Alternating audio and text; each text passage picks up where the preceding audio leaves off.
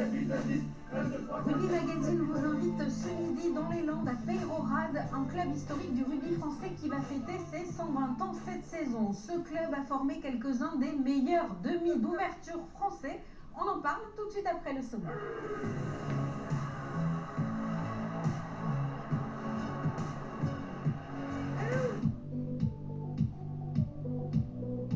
Électrochoc attendu au Stade Rochelet, 9e de top 14. Les Maritimes doivent un sursaut d'orgueil à leurs supporters face à Perpignan.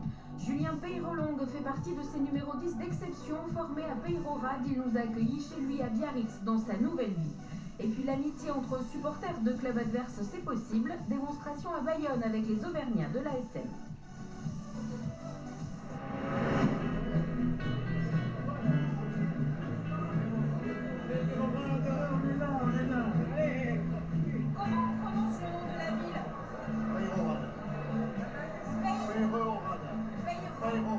Bien retrouvé. On prononce le H ou pas? Alors vite. Pour la manger. Pour la valer. Peyrehorade. Qu'est-ce qui représente ce club de Peyrehorade pour vous? Merci Gaston Duroy, c'est très agréable dans ce club. Tous les anciens reviennent. Et nos choses, quand on est passé par Peyrehorade, on ne pas. Nous sommes à un peu plus de 2 heures de cette rencontre ici à Peyrehorade, entre Peyrehorade et Floirac, mais vous le voyez autour de nous, déjà près de 200 supporters se sont donné rendez-vous pour préparer le match. Alors, en attendant ce derby, je vous propose de nous intéresser au duel entre Perpignan et La Rochelle en top 14, le décryptage de ce match avec Freddy Beto.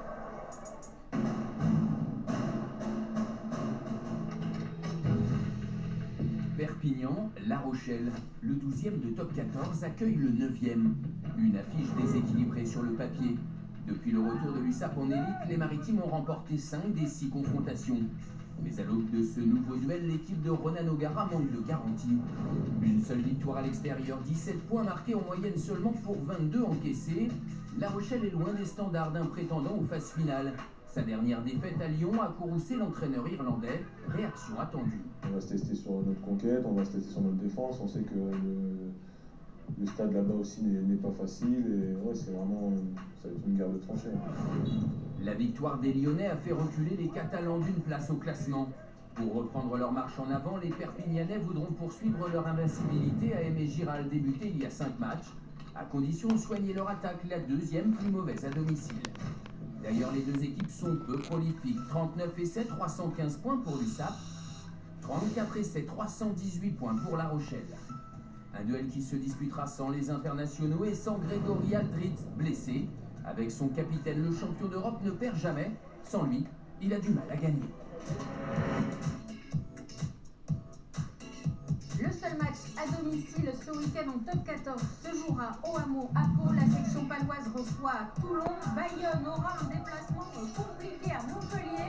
Les Héroltais reviennent en forme. Ce sera également compliqué pour l'UBB en déplacement à Castres.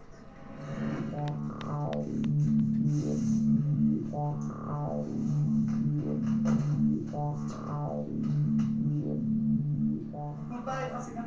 On ne peut pas être en mission. On sait pas faire. Donc tout ce qu'on fait, on le fait à fond. Ok? On est agressif dans les passes. On va aller chercher. On leur saute à la gorge. Les 3 marteaux. Les 3 clébards. Ok les mecs? Allez, allez.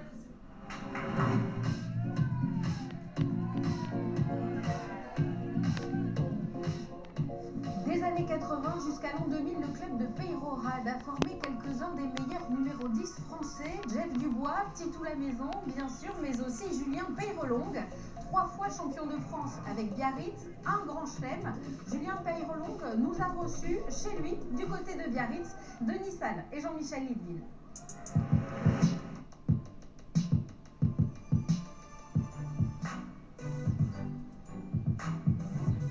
14 ans en rouge et blanc. Julien Peyrelongue a beau venir de Peyrehorade, c'est bien à Biarritz qu'il a écrit ses plus beaux souvenirs. Il y est resté après avoir raccroché ses crampons en 2016. Le maître à jouer du BO a dû travailler pour devenir maître d'œuvre dans le bâtiment. Je ne pense pas qu'on soit bon en sortant de l'école. On apprend sur le terrain, il faut faire des chantiers, il faut faire des situations, c'est comme au rugby.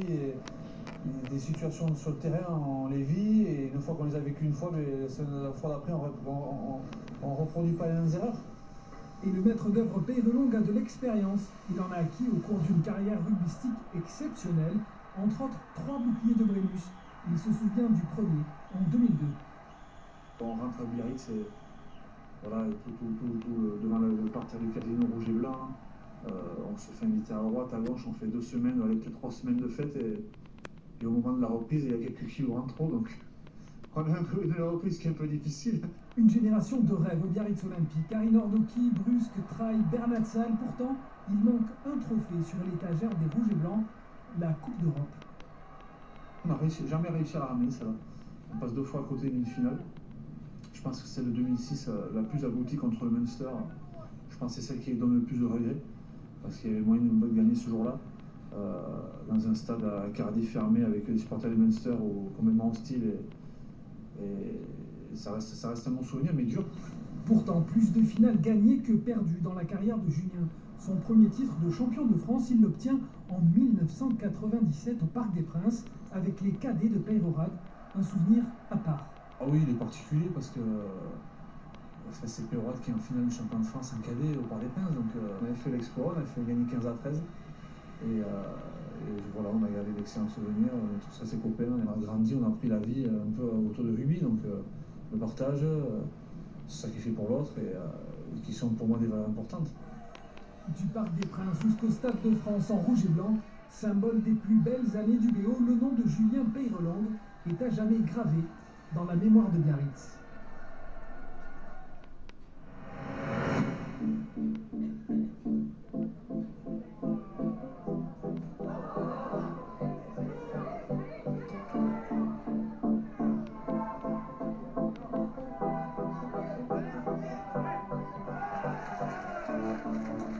Depuis tout à l'heure, tout le monde nous parle de Gaston. Eh bien, nous avons de la chance puisque nous sommes en compagnie de fameux Gaston Dubois. Bonjour, célèbre 3e ligne.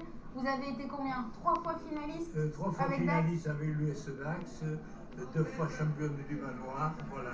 Du point de vue du joueur, ce sont mes références. Tout le monde me dit que ce club, c'est le vôtre. J'étais entraîneur, joueur, et je suis devenu très vite, 2 ans après, président et fondateur de l'école de rugby. Votre grande fierté, c'est quand même d'avoir offert au rugby français quelques-uns des meilleurs 10. Oui. On pense à Titou la maison. Oui, Titou était un bon. Je l'ai amené à l'école de rugby de Peyrehorade. L'année après, il est monté en junior. Et puis il a joué en première avant de repartir sur sa carrière qui était immense. Il avait quelque chose déjà dès l'école de rugby de spécial? Oui, il avait des qualités. Il avait des qualités, je le sentais d'ailleurs. On a toujours un côté affectif et sentimental tous les deux d'ailleurs. Une anecdote, quand il a été à demi-finale avec l'équipe de France en 1999, il m'a offert son maillot. Il était venu il voulait m'offrir le maillot. Il est toujours très gentil. Sur le terrain aujourd'hui, donc il y a François, le fils de Titou, Oui. mais il y a aussi Thomas, votre petit-fils. Oui, mon petit-fils. Et là, Thomas, il est bon en 3e ligne? Oui, il est bon, il a des qualités. Mais je pense qu'il avait tout pour faire un bon service. Bon.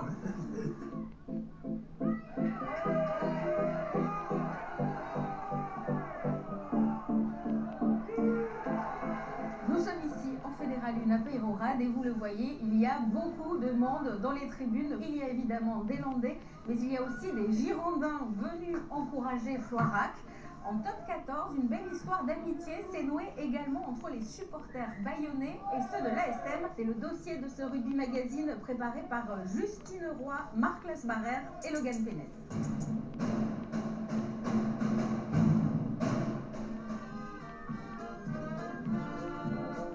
Il est une ritournelle ciel et blanche, aux allures jaune et bleu.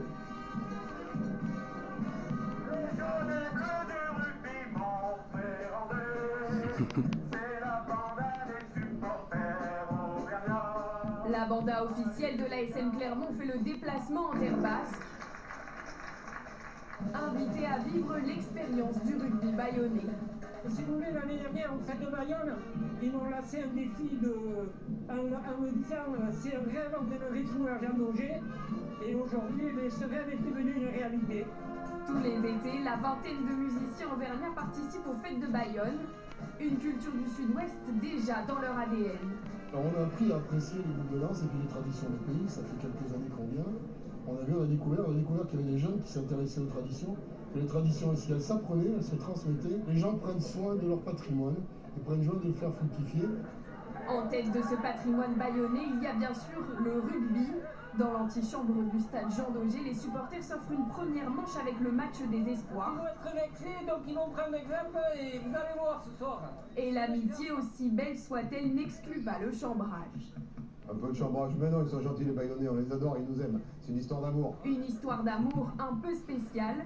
Au hasard des rues, les supporters de l'ASM affluent vers la peña officielle de l'Aviron. L'occasion des retrouvailles et de ce moment partagé. On fait la fête ensemble, on s'est rencontrés à Clermont lors d'un repas, l'amicale des supporters mondiaux, vous avez fait, et là, on passe un moment merveilleux. C'est Bayonne qui va gagner. Alors, fais attention, pas mollo quand même. Un dernier refrain avant le grand match.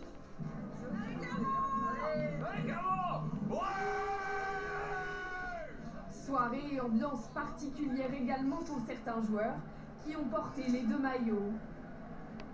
Je savais que Clermonton serait présent. Déjà, venir passer un week-end ici, il y a pire, je pense. Et on sait qu'ils aiment beaucoup leur équipe, donc voilà. J'ai l'habitude de ces ambiances-là, même si ici ça pousse aussi très très fort. Le match tient le public en haleine jusqu'au coup de sifflet final et la victoire de l'Aviron.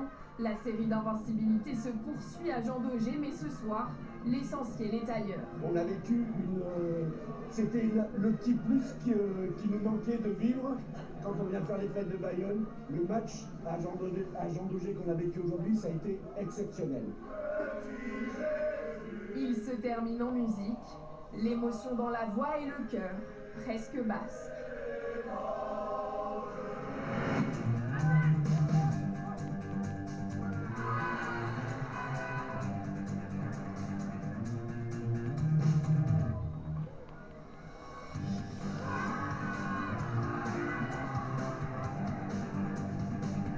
Voilà, Peyrorade s'impose donc sur le fil. Vous avez ressenti l'ambiance qu'il y avait ici au sein de ce club familial. Rugby Magazine, c'est terminé, mais pas de vacances pour nous. On se retrouve dès la semaine prochaine, 12h30. Et d'ici là, évidemment, n'oubliez pas, allez au stade. Ce soir, on a gagné. C'est la vie qui va s'enflammer.